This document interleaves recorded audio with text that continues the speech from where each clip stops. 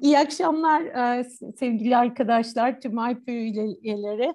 Yine muhteşem bir etkinlikle devam edeceğiz. Bu AIPA Tomorrow Meetings'lerin ilk İngilizce ve uluslararası Tomorrow Meeting'i olacak. Hepiniz hoş geldiniz. Şimdi ben bu akşamki konuşmanın, Emilia'nın konuşmasının etkinliğinin moderatörlüğünü yapacağım. Bu imkanı verdikleri için, bunu teklif ettikleri için AIPA Yönetim Kurulu'ndan sonsuz teşekkür ediyorum. Emilia, many thanks for accepting our invitation to speak today. And Gökhan Bey, I think we will start with a promotional video, right? Yes, please, our friends will present in just a second.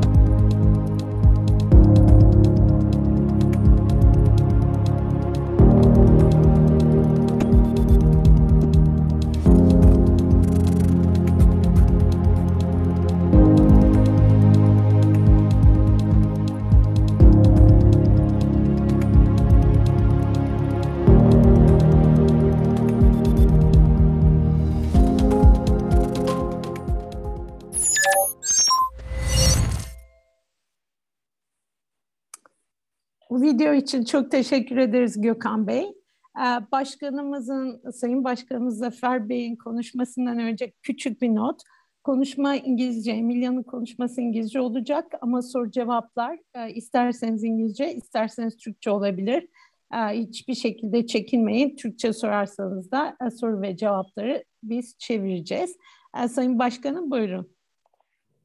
Çok teşekkürler Mehtap Hanım. Ben müsaade ederse arkadaşlarımız İngilizce devam edeceğim. Thank you very much, dear Mehtap. Good evening, everyone.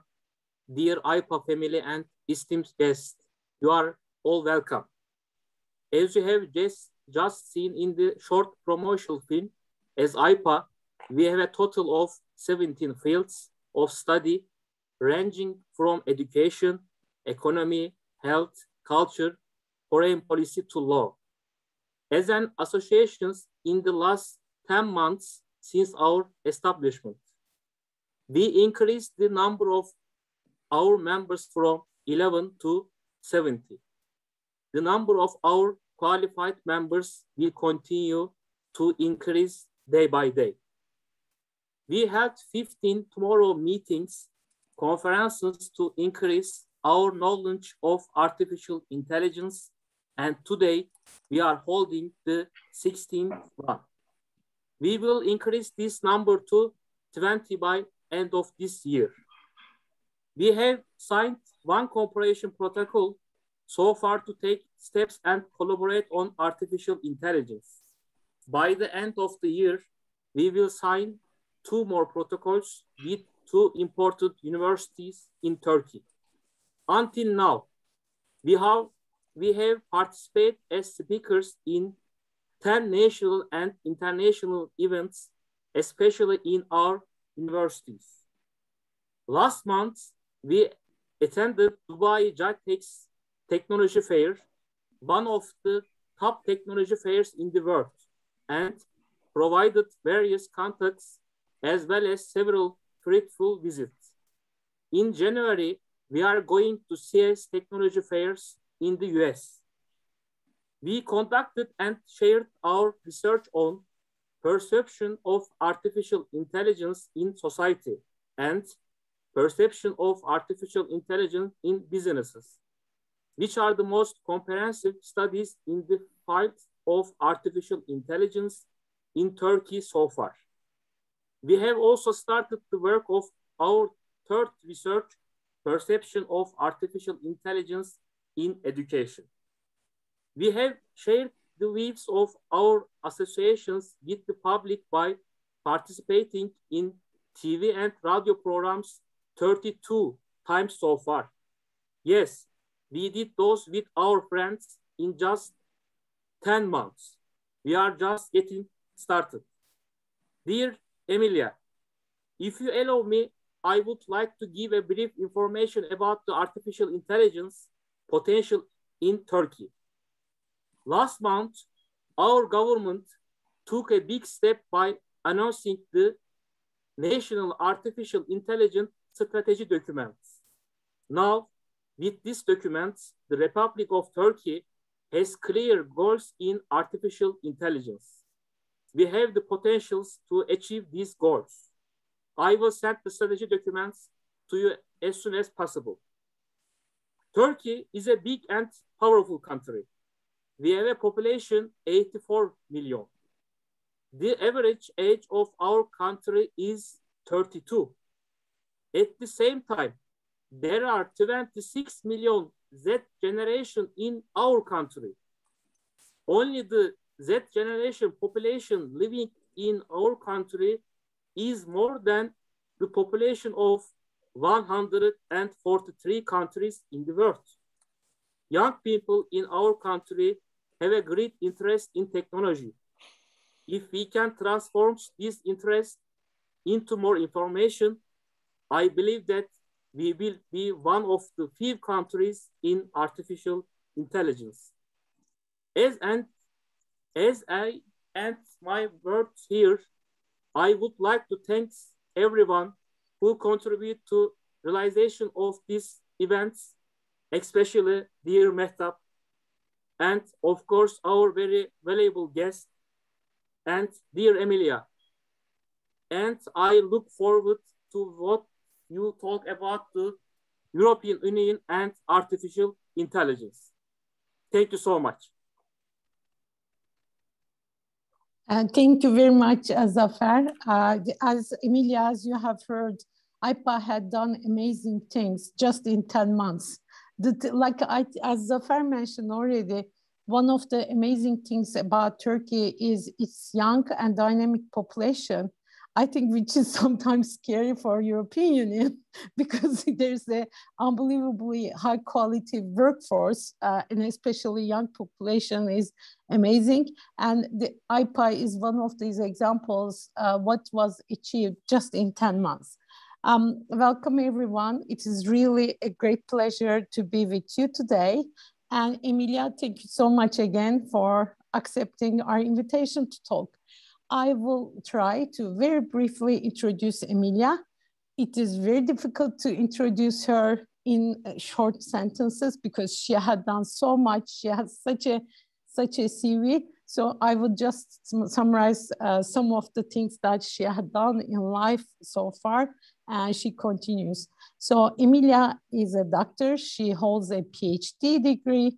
She is the Chief Data and Artificial Intelligence Officer at Black Swan Luxembourg, which is a spin-off University of Luxembourg, which she co-founded in 2015. She was previously holding several positions as Chief Data and Artificial Intelligence Officer at Insert GIA, which is a security organization in Luxembourg. And she has been working in many multinational companies in AI roles, including PricewaterhouseCoopers in Luxembourg. Emilia has over 15 years of artificial intelligence experience in the business market, but also as a researcher and as consultant. She has edited 7 volumes of artificial intelligence books. She has more than 20 scientific journal papers. And also she has been collaborating with World Economic Forum, Atomic Energy Commission, and many others. She's a TED speaker, and she's regularly delivering his keynote speeches to OECD, to European Commission, and to other institutions. She is one of the co-organizers of European Standardization Committee about AI, and she is the member of the European Observatory of the IT standardization, and she's also an expert for many years for European Commission on artificial intelligence subjects. As you have seen, I can't even summarize enough the things that Emilia had done, but I want to mention one fun fact about Emilia. I met Emilia in a social event, which was dedicated to the women board members. So it was a after work social event for the female board members.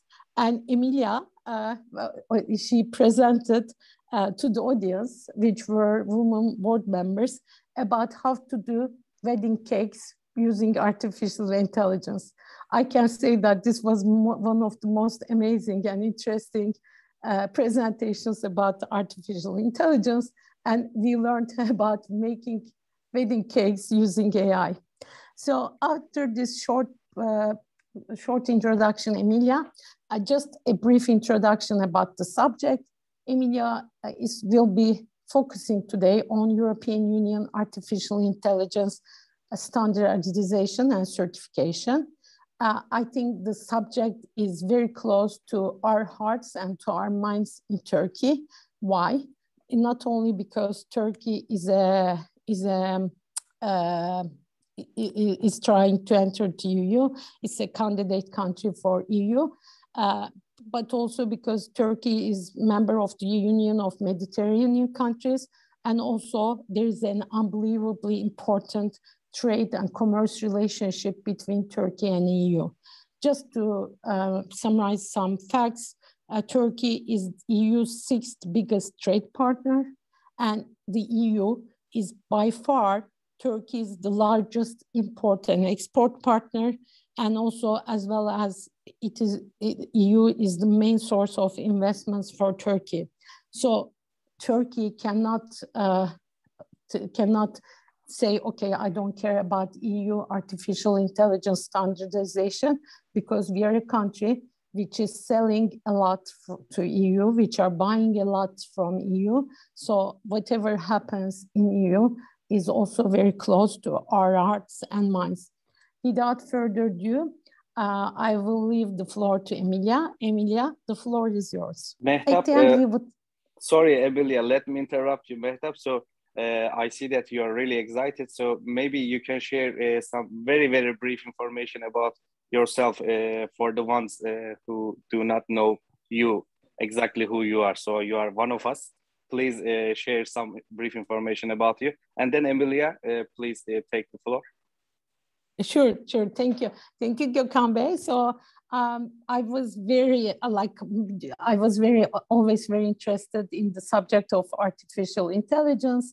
So I learned that Turkey has established such an organization. So I became a member.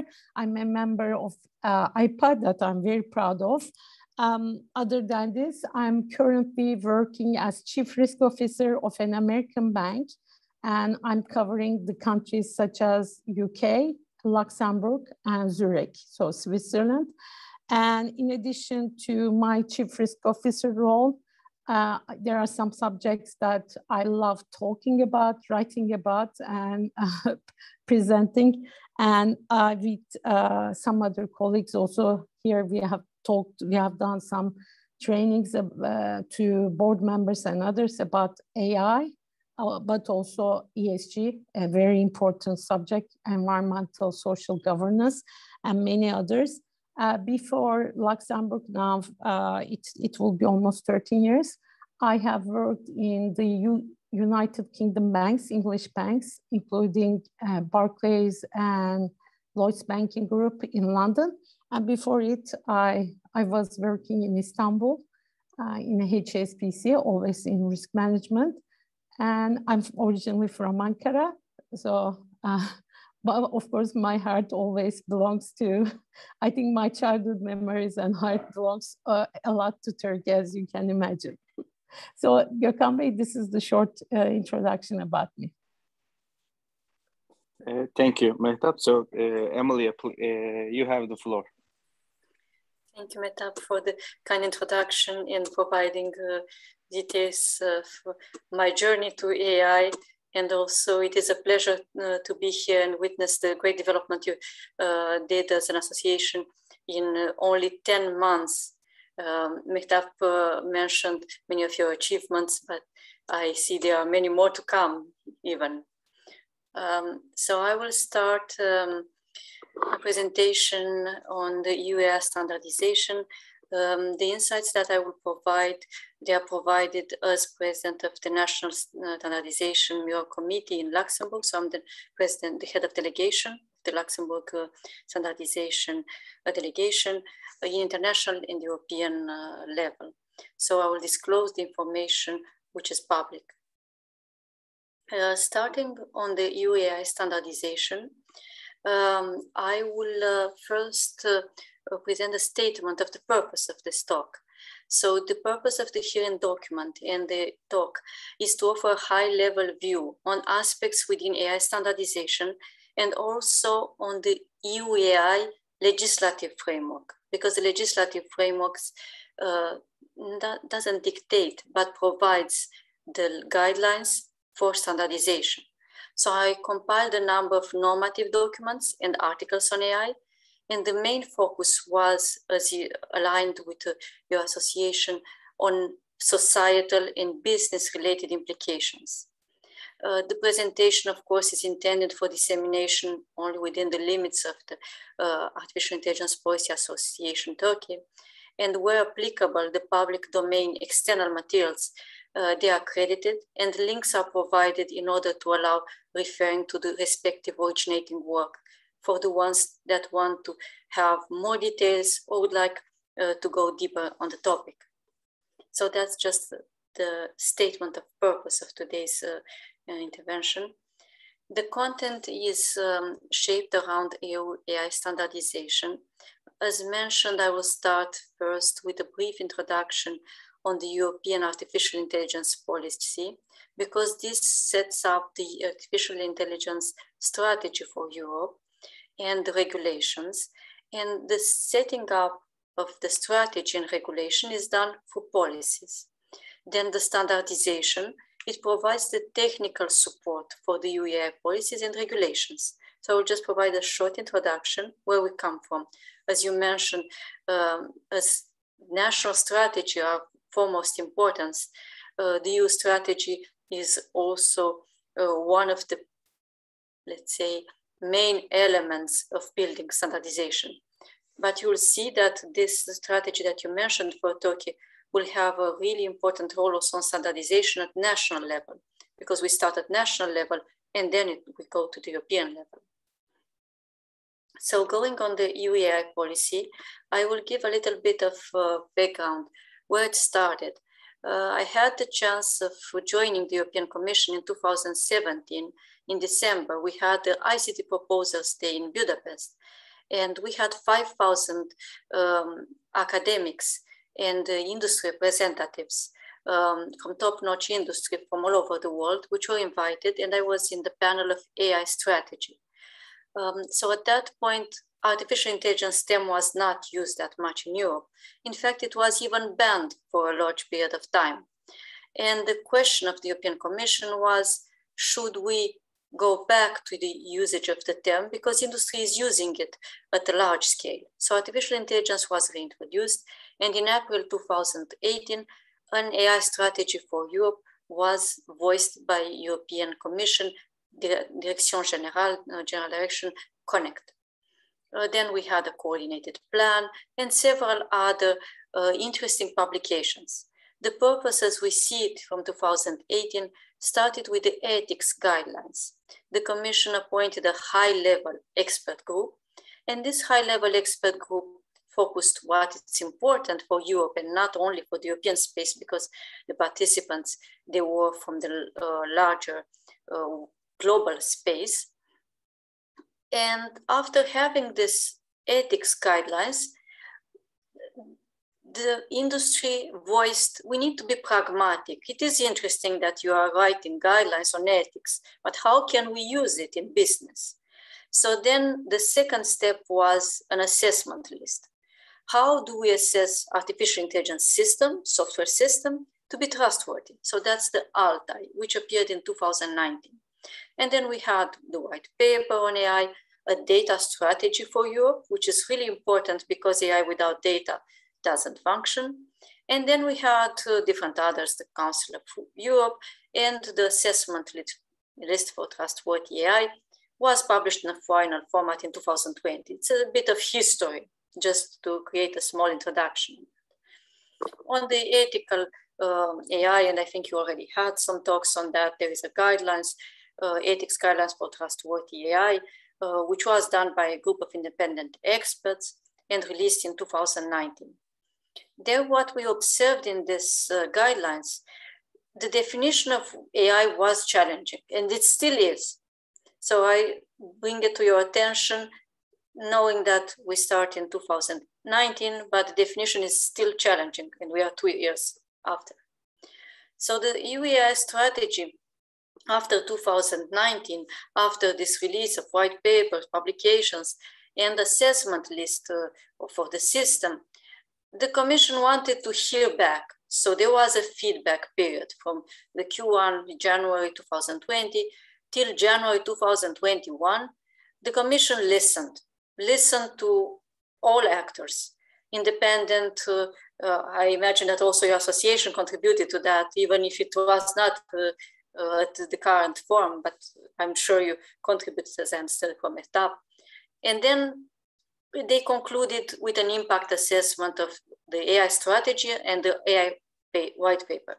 Industry wanted concrete results. So in April 2021, the EU AI Act proposal, it is a proposal from the European Commission for horizontal legal framework, was issued. Now we are in November 2021, and what we're expecting is that by 2024, to have actually a EU AI legislation. And what does it mean? The EU AI legislation is legislative part, but it doesn't have any technical specification. All the technical specifications are expected in the form of harmonized standards, harmonized European standards. And I will mention why they are important, because in the legal framework, only European standardization organization can be cited. So even if we have international acts, international standards, they can't be cited by the European law. And in order to have certification, we need standards. And the easiest form of certification that we can think of is the CE mark. The CE mark will include an AI assessment. So the AI Act proposes a regulatory framework, really important, because this is the starting point of standardization and of establishing the requirements and what needs to be done. So I will not go that much maybe on all the details which come with this, because this is a legal framework. What we need to observe is that the current approach is sectorial. We have sectorial safety legislation. The approach which is introduced by the legal framework is a horizontal. So the standards will be not domain specific, aeronautics, medical devices. They will be horizontal for all domains alike. This is new also for standards. There are not that many which are horizontal. So standardization will be a very important vector, but from the standardization perspective, this is a very challenging topic because you need to cover all domains alike. And we need to base ourselves on a risk-based application. This means there are high-risk applications which have compulsory assessment ex ante, so before putting them in the market. And we have self-assessment, which is not mandatory, but it's nice to have to build trust for non-high-risk applications. I will go into details of this pyramid once they relate with the standardization work. Now, there is a window of opportunity in identifying the terms and having clear definitions. The first remark, which was the first feedback which was received from the EU Act proposal, was that definitions are not clear. But as you saw in standardization, since 2019, the definition, we are challenging to make them clear.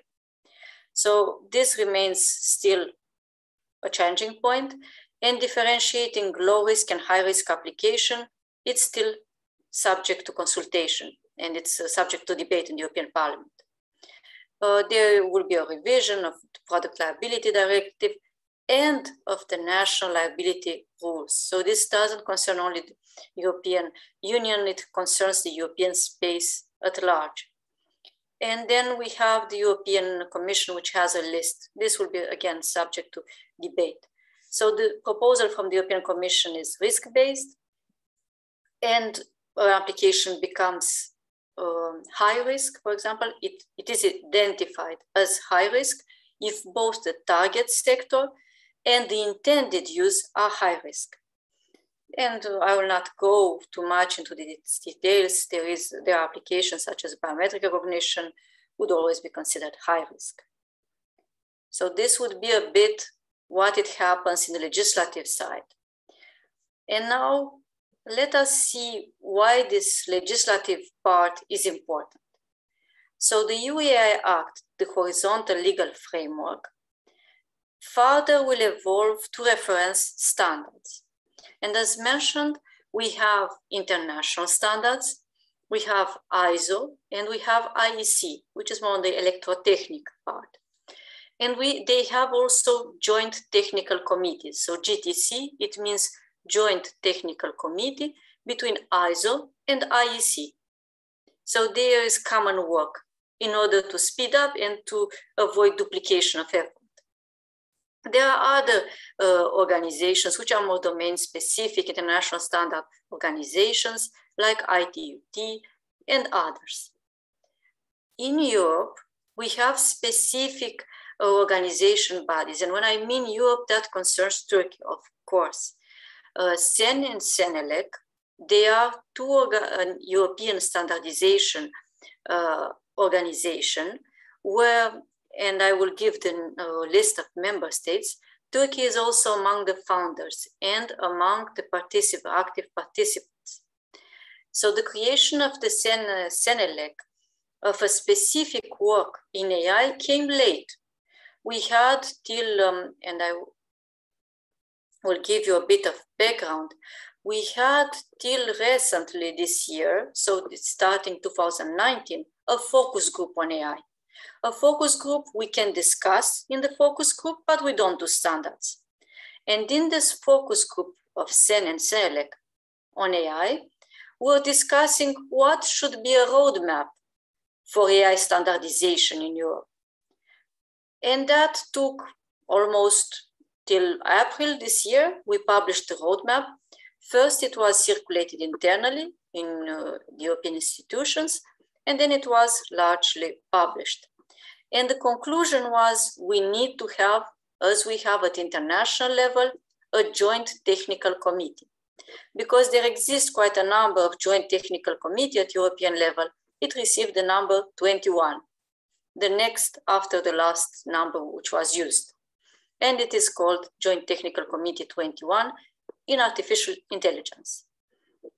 The scope of this, and I will go further on that, it is to introduce a support for all the requirements which are in the legal, let's say, legal directives and policies, and also on the policies of the European space. So if here, for example, in the EU AI Act, we identify risk assessment, this is one of the identified requirements. Risk assessment exists in ISO IEC. So how would we communicate with the international level? For this purpose, CEN has an agreement, it's called the Vienna Agreement, with ISO. And the agreement says whenever we have new work being done in ISO, it needs to inform first and foremost the partners, which are SEN in this case. There are other partners also like ETSI and other non-standard organizations like IEEE. So every time a new standard in AI, for example, for our field, is published in ISO, through the Vienna Agreement, we receive a reference in SEN. In Senelec, there is the Frankfurt Agreement between Senelec and IEC. So whenever work is being done in a specific field of interest for Senelec, it is sent through the Frankfurt Agreement. But it was difficult to have two channels of communication, Vienna and Frankfurt Agreement. So Sen and Senelec decided, if at the international level, ISO and IEC, they are working together in AI, we should do the same. We should not create separate efforts. And the GTC 21 was formed in 1st of June this year. This is not the only European standardization organization. Thinking about specific domain, there exists also ETSI.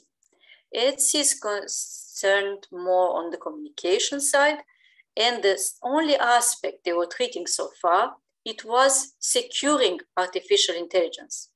So that means all the threats, attacks, all that is concerned with security. All the security aspects are treated in ETSI at the European level. Both of them in the EU legislation, Senelec and ETSI, can be cited by the law. And usually we should not have an overlap between them. So if, for example, ETSI studies security of AI, this should not be replicated, ideally, or it should be adopted and additional terms added. And now thinking, yes, we do this standardization, we have it at the European level, we use these agreements, we brought it in Europe, we have something to be cited by the law. What is the impact on the market? After the law comes into force, it is expected not sooner than early 2024, then let's say products, organizations, they would like to become certified as being compliant with, or they are passing conformity assessment according to some specification given in the standards. But this can't be done even if the standards are published, if we do not have a test certification authority. There will be no invention. The test certification authority in Turkey, as in all other European countries, they exist and they are available by domain. So what will be new? In the certification of system which use also AI, for example, there will be new additional tests. So even if you have, I'm just giving an example, ISO certification 27001, which is the most common certification for security, if you have an AI component, you will have to pass additional tests to remain certified. So the testing certification authority will appoint private entities as, let's say, certification laboratories or certification bodies. So certification and testing is done in the private domain. There is a collaboration public-private. The testing certification authority remain the same, no extra authorities added. What it will be new, it will be the certification and testing facilities. So that's just to give you a glimpse how this functions. Now, if we go to the AI standardization, the main topic of today's talk, the standardization, we mentioned that it provides the technical support. How we engage with standardization, and I'm speaking here about AI standards, but it can apply to various other domains. First of all, as individual member, if you, as member of AIPA, you'd like to engage also in standardization, if you're not already there, you need to contact the national level. There is the TNS, which is the TNE in Turkey. I cite here ILNAS because this is our organization in Luxembourg. but you can contact ENI and you register as expert, or then you can become also a delegate, so to represent the country at European or international level. You can decide to remain at a national level and work only on the mirror committee. So you have the head of delegation, which updates regularly all the members about European standards, if you are in the European Standard Mirror Committee, or about the international one. Or you can register also as an active contributor, but you need to provide contribution to comment and provide editorial support and also contribution at the CENELEC or ETSI level. Then if you feel that this is not enough, because maybe for your market or for your interest, this is not covering fully, you can also register for the ISO IEC. It is usually advised first to act at the national level to understand the functioning of the processes, pass through some trainings, and then you move to the European or international level. You should know that not always, you don't need always to pass through the national levels of standardization, although it is highly recommended that you inform and you keep a regular contact with them. There are other technical standards which are like the IEEE. This is not a standardization organization, it's an international engineering organization, really known also in academia, and they release under Creative Commons licensed material. All the materials which are released by CENELEC and ISO and IC, they are accessible only after you purchase them. So being active, it will allow you to have access for free in some sense to this content. If not, you'll need to pay if you would like to be following the standards with your own products or your own activity. So at the international level, now going to our topic, specifically to artificial intelligence.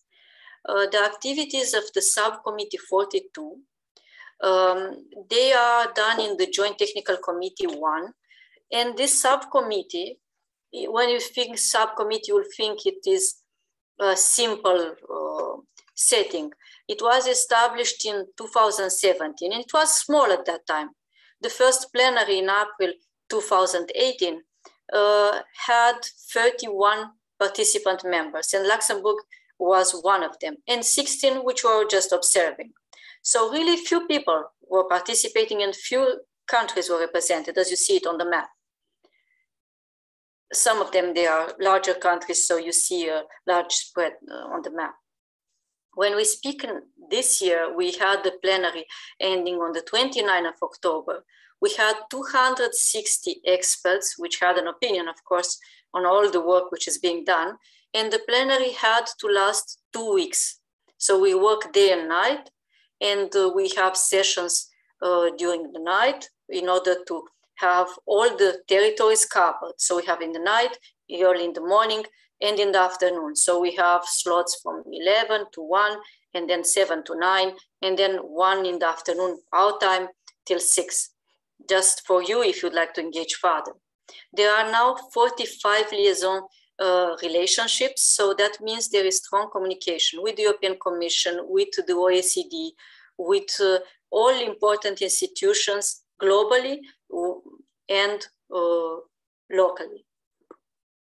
Going to the standards. So now we go on the more technical side of the work. The activities of the AI subcommittee gave place to 9 published standards, 5 which are related to big data, because we had legislation not only in Europe, but in different territories on GDPR, General Data Protection Regulation. So big data was a hot topic and there was a need to act fast. So in the big data world, we had, first of all, the first standard, which is always done in any field, is overview and vocabulary. Let's have the same understanding of the terms. Then the second step is a framework. What is the process? For example, for big data, what is the reference architecture? What is the process? And the process is released usually after we analyze use cases. So different use cases of big data reference architecture for AI were submitted. And based on these use cases and on the common vocabulary, which was released in 2019, so you see 2018 the use cases, 2019 the vocabulary. Even if we had use cases, we couldn't agree on the vocabulary. There were still different terms used. And then we had the framework. The framework, this is the useful part. This is a process, but it's still not technical enough.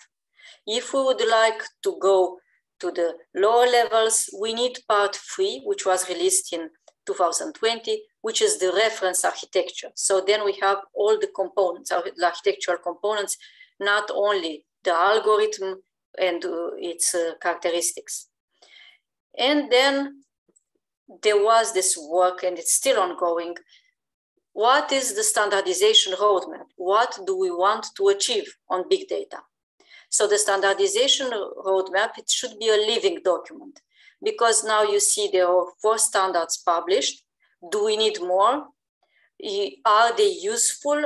Do they need modifications? Usually they last for 3 to 5 years, but if they require modifications, in that case, the standards roadmap, this working group should act and should relaunch new parts for example, for big data in general or for the reference architecture.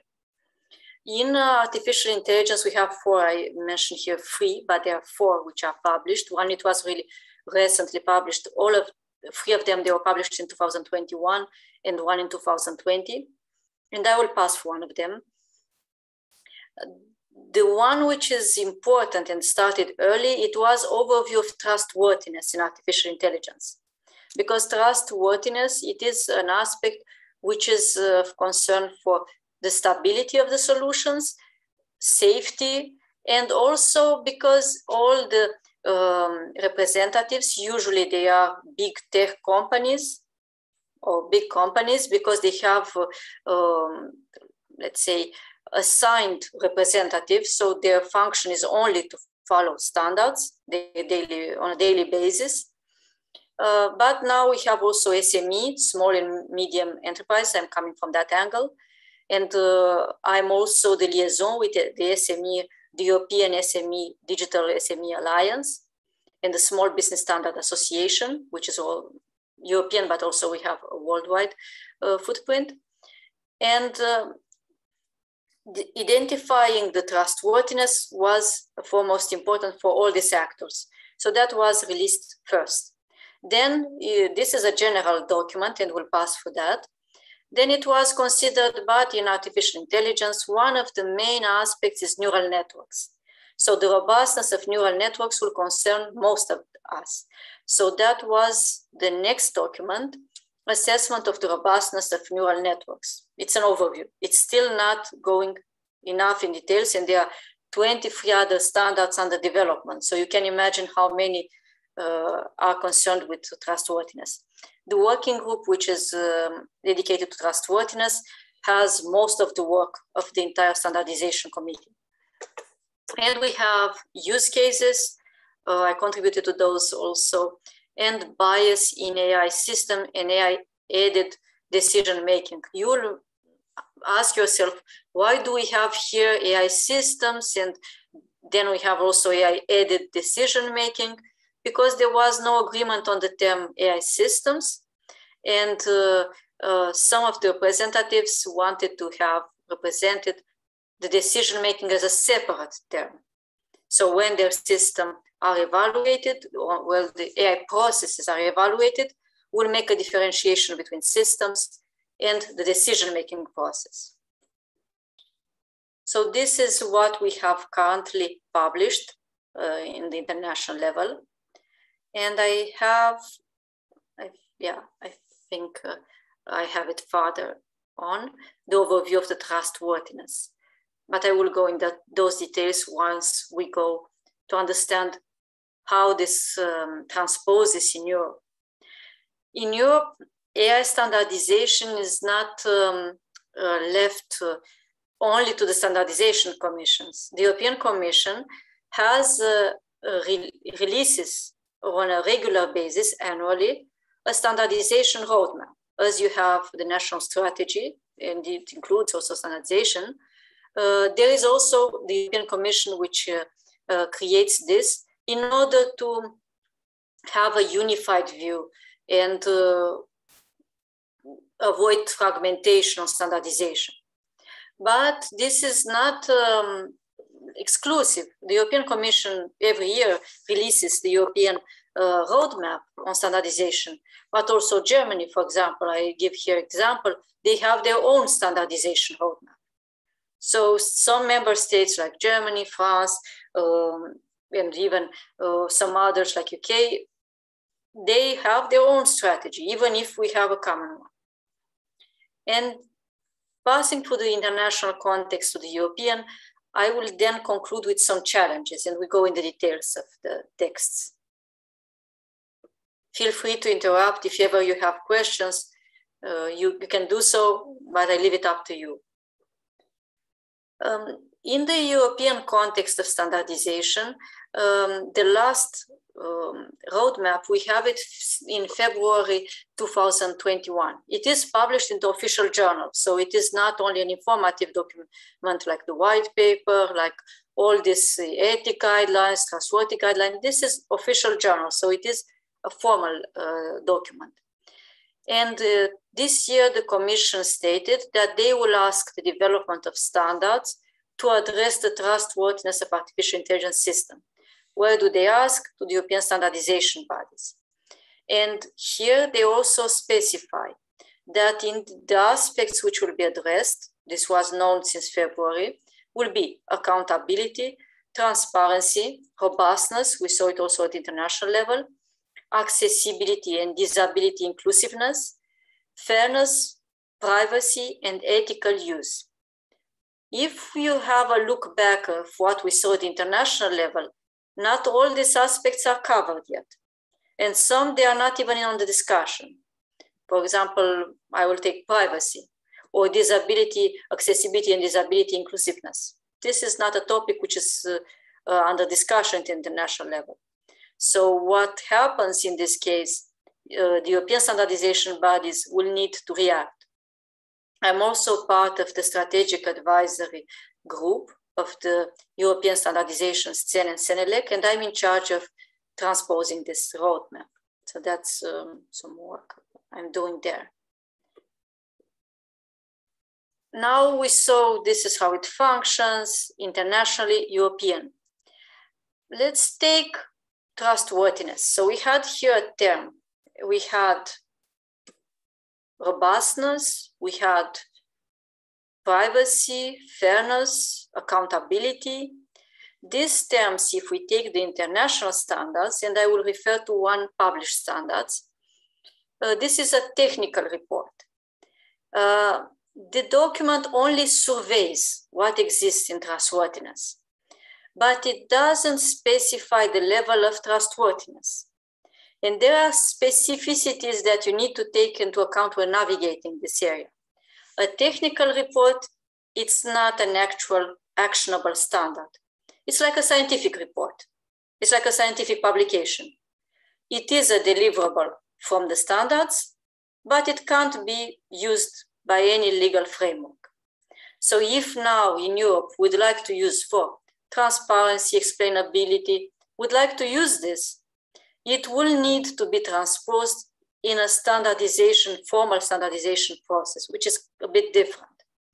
And here we see that we have some important parts, and I'll concentrate on those. The standard provides the approaches to assess. So if you want to do conformity assessment, for example, you are able to do it at a macro level, not low level technical. You are able to do it with this document. So you have assess and achieve availability, resiliency, reliability, accuracy, safety, security, and privacy. We need to take it with a grain of salt because are all these aspects present in equal portions, let's say? Some are treated in one paragraph and some are treated extensively. So when you want to have the standard actionable, that's still a challenge. Because in order to get certification, the standard needs to be actionable. We'll have a person which will do the assessment. It needs to have clear context, replicable. And then there are, of course, other aspects which are less of interest, associated threats and risks, possible mitigations, but these are still at a high level. So this level of trust which are actionable, they are out of scope. Nice document, interesting, but maybe will not be that useful in practice in the end. At the CEN and CENELEC level, the role is to identify and adopt international standards. And we spoke about the ISO IEC and the subcommittee 42. But the role is to focus on producing standardization deliverables. And these standardization deliverables, as highlighted here in red, they need to underpin the EU legislation and policies. What we have so far, we have a proposal, which is a policy. It is enough in order to have a request for harmonized standard, but it is not enough in order to have a request which can be published. In the membership of the CEN and CENELEC nationals, we see here that we have national committee of the 27 European Union countries, Turkey, United Kingdom, the Republic of Northern Macedonia, Serbia, and 3 countries of the European Free Trade Association, Iceland, Norway, and Switzerland. So all these members, they have a voting right. There is 1 member per country. This is different from the international level. In the international level, us as Luxembourg, as a small country, we have 1 vote. As, for example, the United States, they have 1 vote, we have 1 vote. In CEN and CENELEC, the participation is different. It is proportional to the participation, financial participation or support, which is provided by the member states. So Luxembourg, being a small country, has a smaller and less impactful vote. And we have countries as France or Germany, which are the most impactful. I didn't have the chance to see exactly for Turkey what is the percentage, and this varies, it can vary every year. Every country decides to invest more or less, and that can vary. So we underpin legislation, and we spoke, we have only the EU AI Act, which is a proposal, and which we can use. I provide also the source of this information so you can follow it later. The risk-based approach, we speak about trustworthiness, how we translate trustworthiness. We translate it risk-based. So we have this pyramid, and this pyramid here, it's a little bit misleading because it says that unacceptable risk, high risk, limited risk, and minimal risk, they are more or less the same let's say, size. The reality is that we have a really small portion of prohibited use, which is, for example, social scoring. This is prohibited. We have a small level, if we would go, it will be maybe around here, a small list of high-risk application. And this is an annex of the European AI Act proposal, Annex 2 and Annex 3, they both provide that. And it is specified that for high risk, it is permitted, the usage, subject to compliance. So compliance requires, again, standards. And the compliance to AI requirements, and its ex-ante conformity assessment. One can't enter the market before having the conformity assessment, if it is in a high-risk application. I will give you some example of high-risk application. For example, recruitment. If there is bias in recruitment, or if there are sensitive information about the person which is a candidate or the student which is candidating for position in the university, if this sensitive information are used, the application is considered by default high risk because sensitive information can be used, should not, but can be used. So it needs to pass for conformity assessment. Several other applications, mass surveillance, biometrics, they are also high-risk applications. Scoring in the financial sector, credit scoring, for example, it is considered high risk. And I will explain you why it is high risk. just a brief, and I invite you to read. I have it at the end. There is a nice overview from Mehtap on the implications of the financial sector. It was based on work done with the regulator, the financial regulator in Luxembourg. So for the credit scoring, this is a use case I contributed to the standardization level, and it is mentioned in the high-risk application.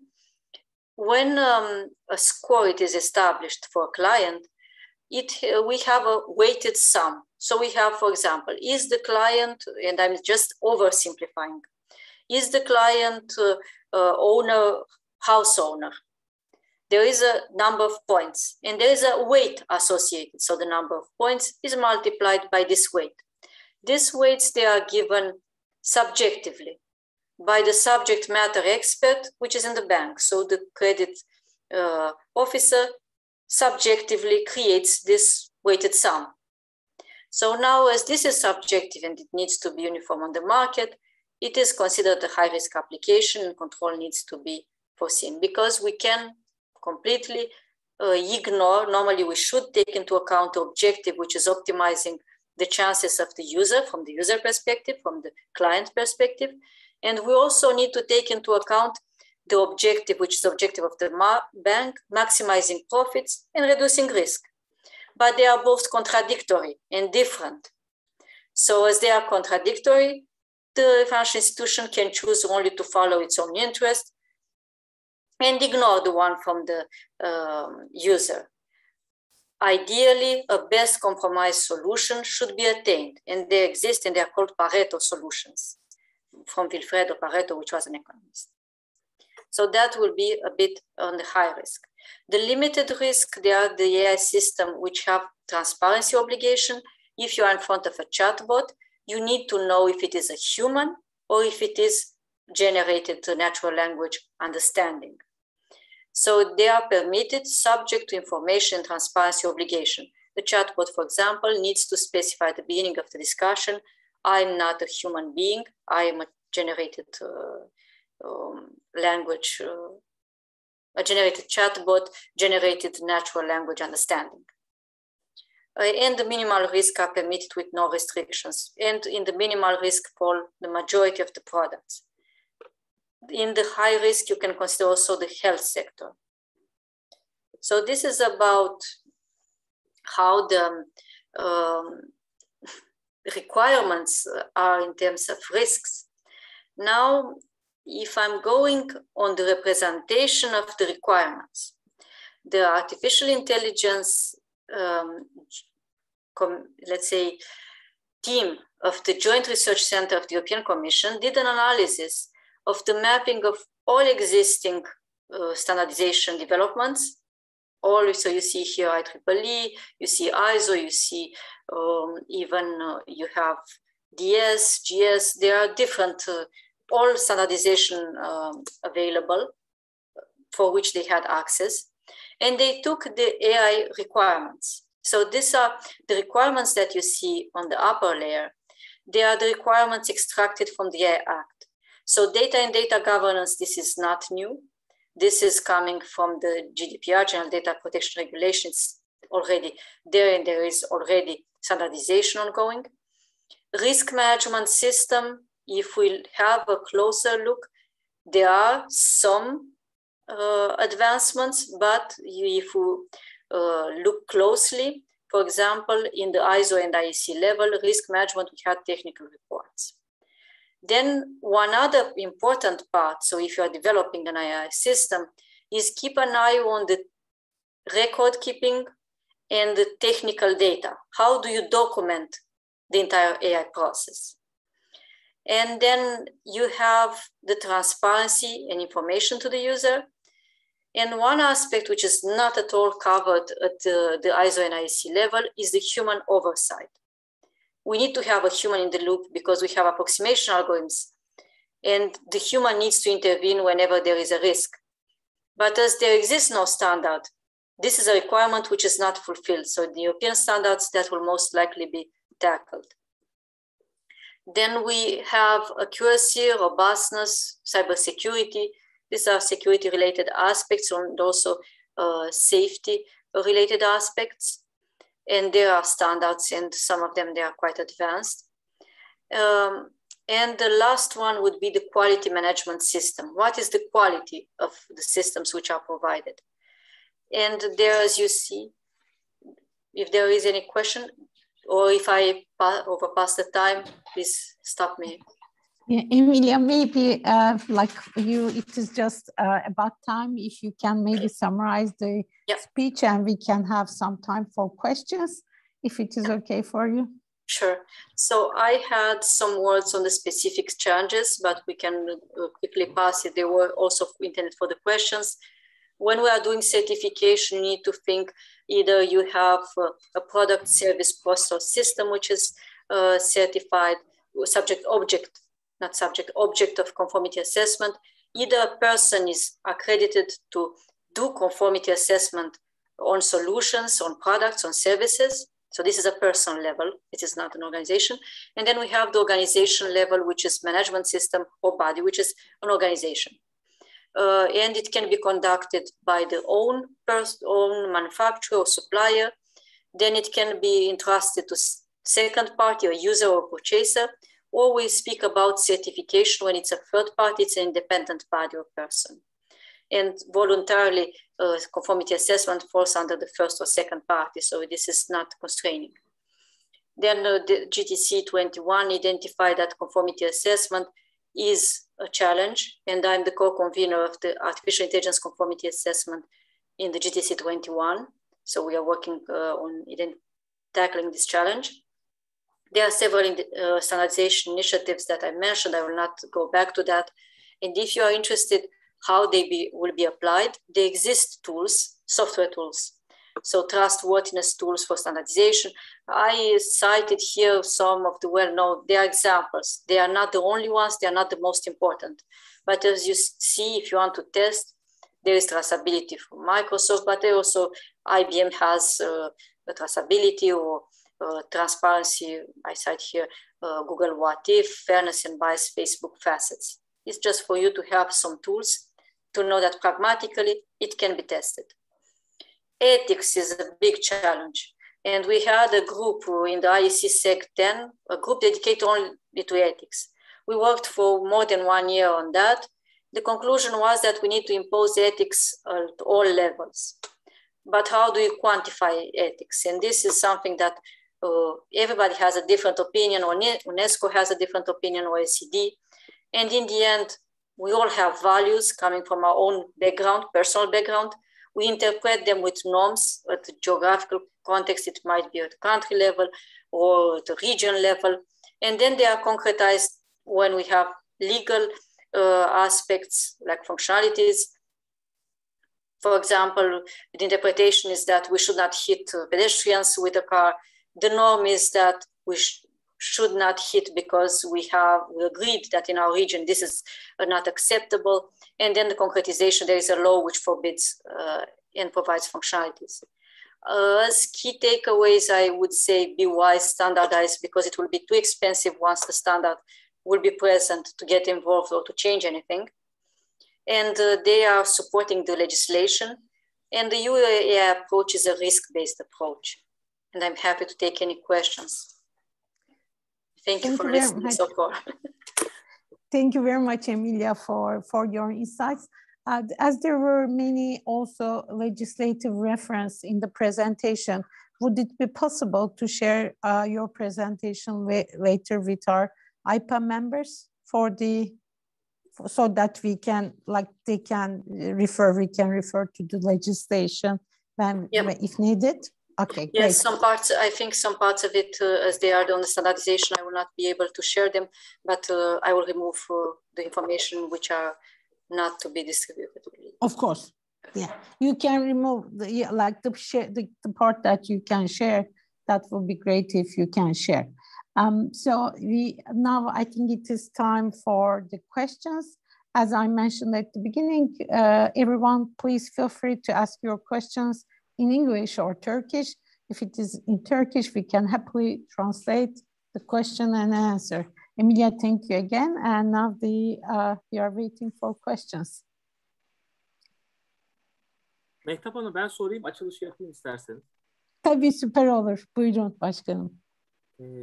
Dear Emilia, first of all, I would like to give you a brief overview of our country. We all know that in the 1950s, Alan Turing and John McCarthy were the scientists who came up with the name of artificial intelligence.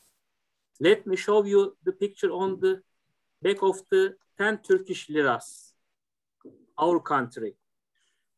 Ordinarius Professor Cahit Arf gave a lecture of artificial intelligence in 1958. Even this example is one of the best examples of how closely interested our country is to technology. I hope we will come and reach to much better places in artificial intelligence. I have a classic question that I usually ask speakers. I want to ask you too.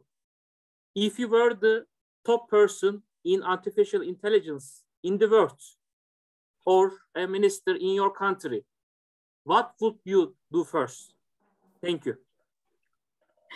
Thank you for this question and for the great insight. I will share also an insight and then I will answer the question. The co-convener sharing work on the AI conformity assessment is Turkish. He's based in UK. He did his university studies in Turkey, and then he continued in UK. So I have a really close connection also on that side on standardization. So you are really well represented. Then giving advice to decision makers. I have been in the past in a role where I was in the position to give such advice. I was Chief Data and Artificial Intelligence Officer in a public agency in Luxembourg, which was more of a security agency. So in that role, I had the privilege, and I'm still able to give advice to the European Commission on the current artificial intelligence investments and monitoring of those investments. Of course, my opinion will be just one perspective. You need the power of the heterogeneous opinions. Artificial intelligence, as you mentioned, it's not new. Now we are in the era of large-scale adoption because we have computational power, so we have convergence in depth, and we can test several solutions in parallel. And we have also big data, so we have large pools of solutions. Now, we should be careful in using this term because artificial intelligence was forbidden, and as you mentioned, we had the creation of the term, and then we had winters of AI. So we should again be careful setting up expectations. We do not have general artificial intelligence, and we are not close to that. We have many open problems, and I had the privilege again of working in the Lawrence Centrum in Leiden in some of the open problems in AI. And still many to be tackled. We have now focused artificial intelligence. So you develop the AI system in a specific environment and it will function really well there. Now the question is not whether we should use AI. It's like electricity. Not everyone should understand all the functioning of the electricity in general. We use it because we trust, and we have, now I will give the example of aeronautics, we have rules, we have controls. Artificial intelligence is approximation, so we need controls. But nevertheless, we should not lose time because it is adopted, and before adoption is too large scale, we need to put a framework. Europe was courageous putting this, and Turkey was courageous to put a strategy on a term which is abstract, you know.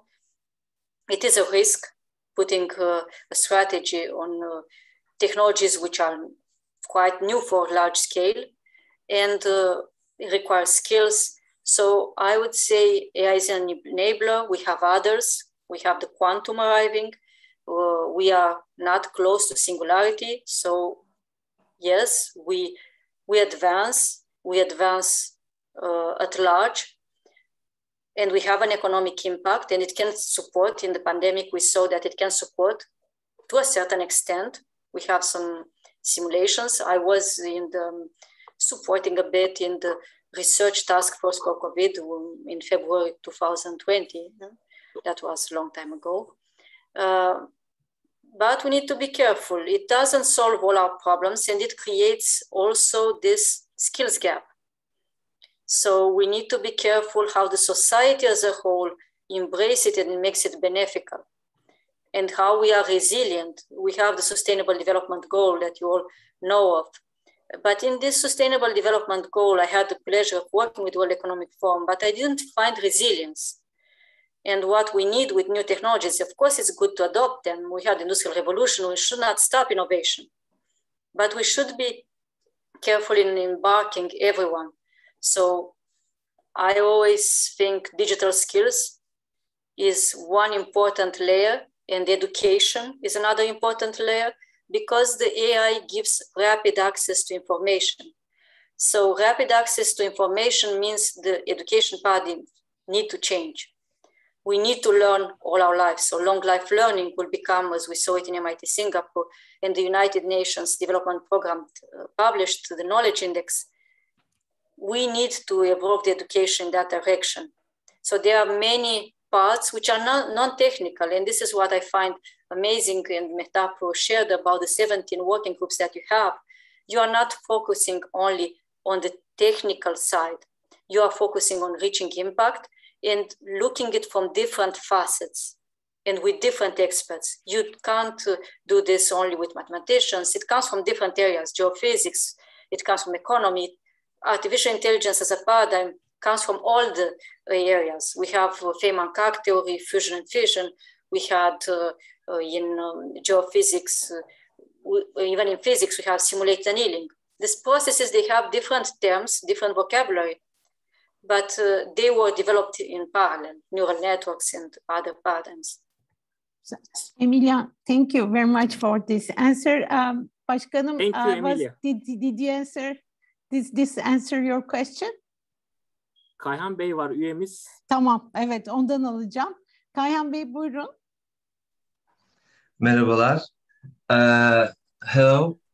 I would like to thank for this wonderful and comprehensive presentation to Mrs. Tantar, and also thank to AIPA family for this beautiful meeting. I want to ask, is AI and institutions like ISO really ready for standardization? And if not, how long does it take to complete that? Thank you. That's a really interesting question, and really it goes to the core of the matter. The time it takes is not because AI is not ready. It's just our human social agreement on the same terms. You know, researchers, they have different school of thought, and the standardization in AI comes also from research. So that means the school of thought, they use different terms, and it's not a question of not understanding each other, but agreeing on the usage of one term or another. This discussion was long, but let's face it, if we keep this discussion too long and we are not pragmatic and accepting a compromise, the legislation doesn't have the technical support and will have unstable solutions on the market. So we have this butterfly effect everywhere for the traffic lights, for autonomous driving, for many applications. And there are so many risks, and Mehtap, I'm sure she can provide more insights on what are the risks from the AI application side, but also what are the risks inside AI of not using the right kernel and so on. So standardization reached consensus. So we have 9 published standards, 4 which are only in AI. Now we have a deadline. And the European Commission stated it really nicely in the EU AI Act. There is Article 40, which speaks about we will use harmonized standards. But Article 41 states something really interesting, common specification. If the European standardization or the standardization bodies, they are not ready when the legislation is ready, we'll start working on common specification and we'll give the common specification. So I think all the industrial actors, they have a real important interest in getting this done and getting a consensus, because if not, there will be something, some technical definition which comes outside. Of course, it will be an independent group of experts, but now there is a possibility for everyone to participate, from research, from academia, and also from the industry. I do hope it answers your question. If not, please let me know. No, thank you. Thank you. Thank you, Emilia. Bu soru için de çok teşekkürler. Baha Bey, galiba sizin bir sorunuz var. Emilia, Baha is one of our youngest researchers in AIPA. Baha Bey, buyurun. Thank you for hearing. Thank you, Mr. Küçükşahvanoğlu and AIPA for this meeting. And thank you, Ms. Tantar, for your attendance and inspirational presentation. Let me introduce myself. I'm Baha Kesici. I'm climate activist and research volunteer at AIPA. I have a question about element software of Black Swan. I have made a research about machine learning technology and apply fields. I was really impressed about multi-armed bandit system. I checked the website of the Black Swan technologies.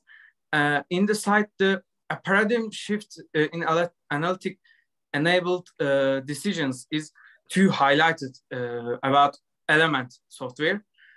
What is the important in decisions of element? What is the difference about does it make itself choice? Yeah, thank you. This is a really insightful question.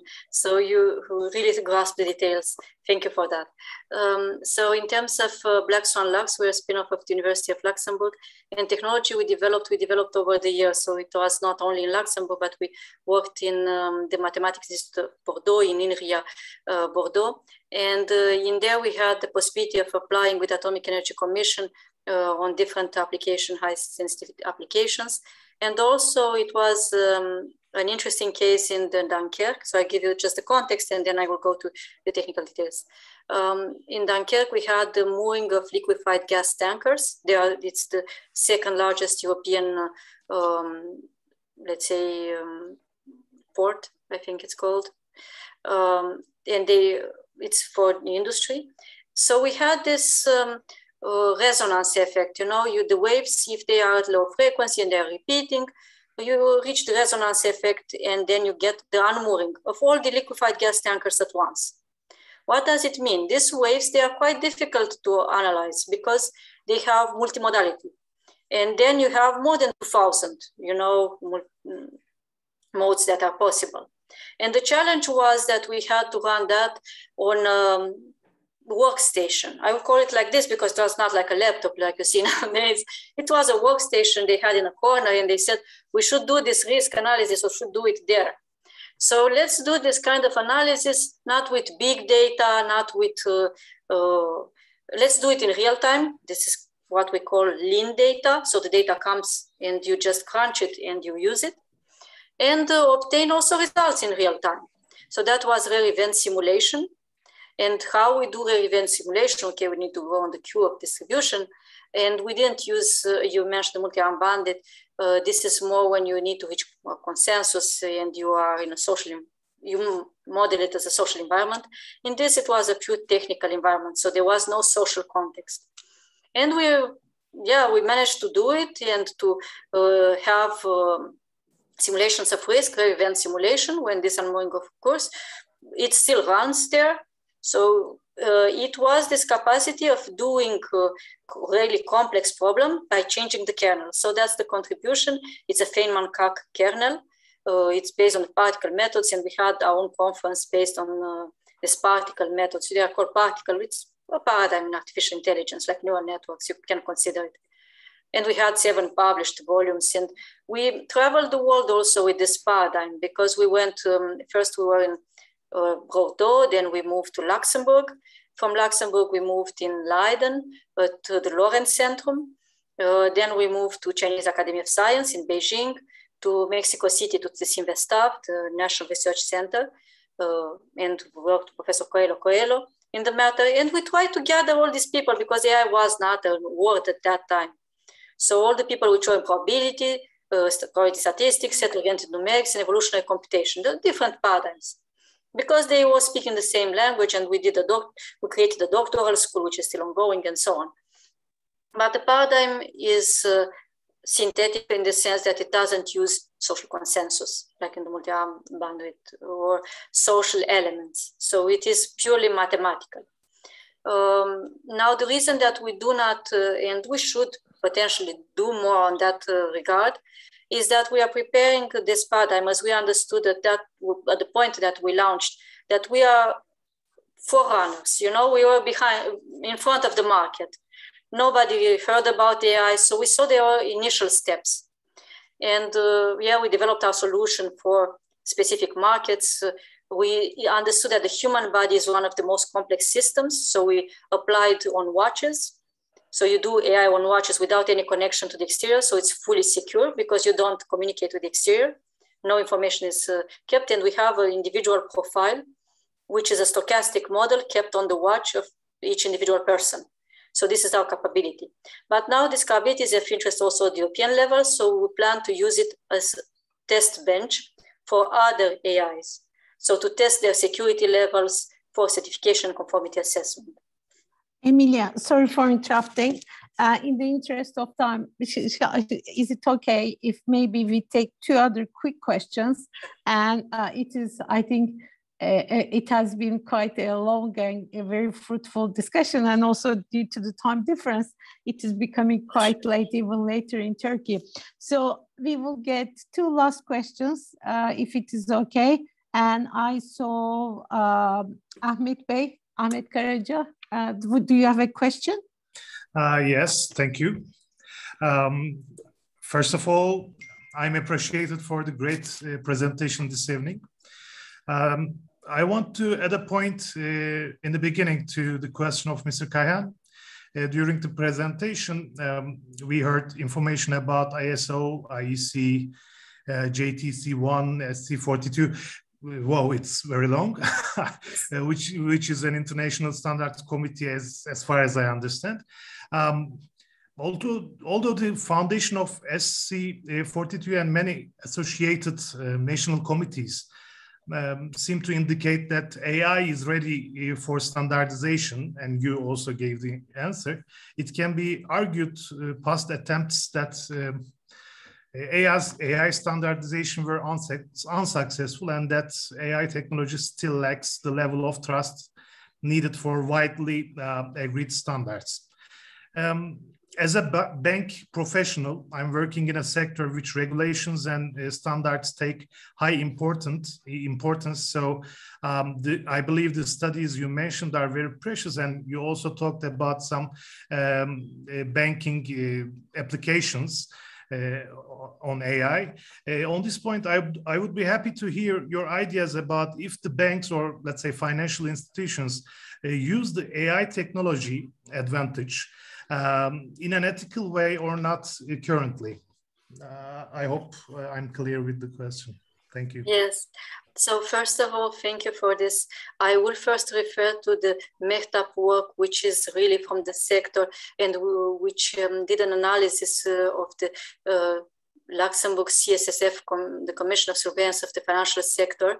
They released a white paper on AI, and Mehtap did an analysis that I will highly recommend because it goes really to the specific points. I also worked with the regulator, the financial regulator.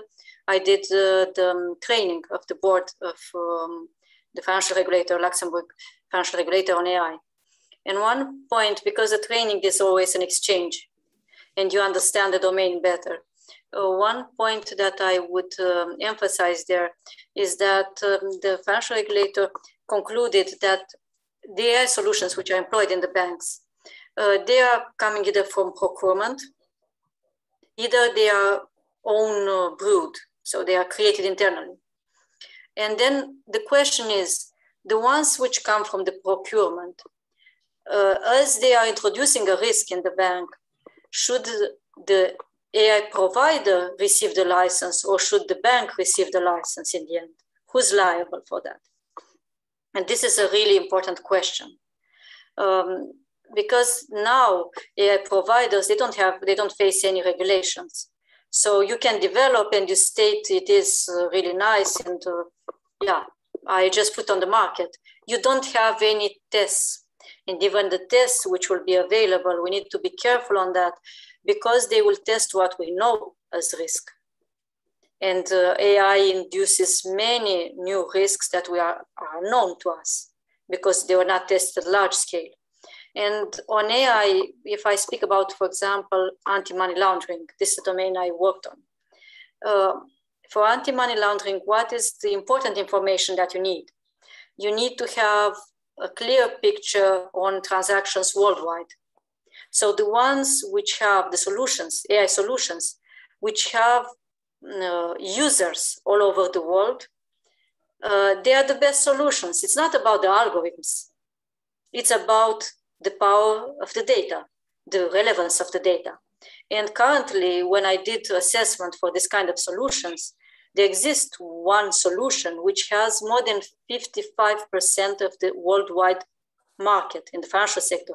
So that means it has more than 55% of the worldwide data needed for anti-money laundering. So can you really make a competition in these cases when you have data concentration?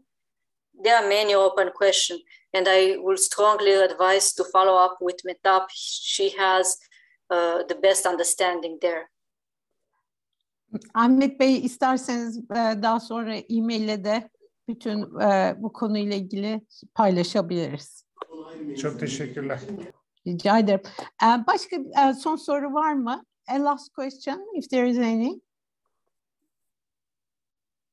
If not, then can I kindly ask our president to do the closing speech, and then we have a small present for Emilia, and then we will, as part of our usual ritual, we will take a family photo as a souvenir of that moment.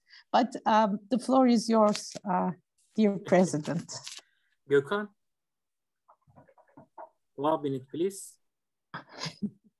Dear Emilia, thank you very much for this wonderful presentation and for taking your time for us. We all listened to you with great motivation. If you escape, we donated a science kit to our youth in Turkey on behalf of you as a memory of today. We would like to host you in Turkey as soon as possible with great pleasure.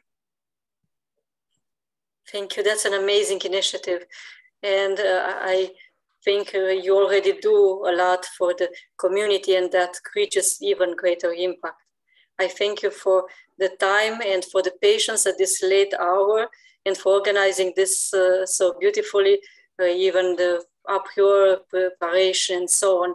It was a clear example of high-class professionalism, and I highly appreciate it. Thank you. Thank you. We will forward the certificate to you, Emilia, as a memory for today. If you allow me, I will publish it on LinkedIn. I have some followers there, so that maybe that will reach more impact, and you will have others which will contribute to your cause. It is absolutely fine. We would be grateful. Emilia is like a phenomenon on LinkedIn. She has many followers, and I see her as an influencer on LinkedIn. So that would be great, a gesture. Thank you, Emilia. Thank you. Gökhan Bey, is it the time of our family photo now? Yeah, it's time. Okay, Emilia, we are taking a photo as a memory of that event, so that we keep as a souvenir. Kameraları açarsa müsait olan arkadaşlarım. Evet. Selim will count back from 3 and then we'll take a photo. Kamerayı açan var mı diğer arkadaşlar? Evet, kamerasını müsait olanlar açarsa arkadaşlar böyle bir hatıra fotoğraf çekilelim bugün için. Selin Hanım siz. Evet. Sayacağım, başlıyorum. 1, 2, 3. Evet. Bir kere daha alacağım, bir saniye. Evet, teşekkürler. Evet, herkese çok teşekkürler. Çok teşekkür ederiz değerli vaktiniz için, bizi dinlediğiniz için. Emilia, thank you very much again. And bir sonraki etkinlikte görüşmek üzere. Thank you so much, Thank you, Emilia. See you later. Thank you. Looking forward to see you at your work.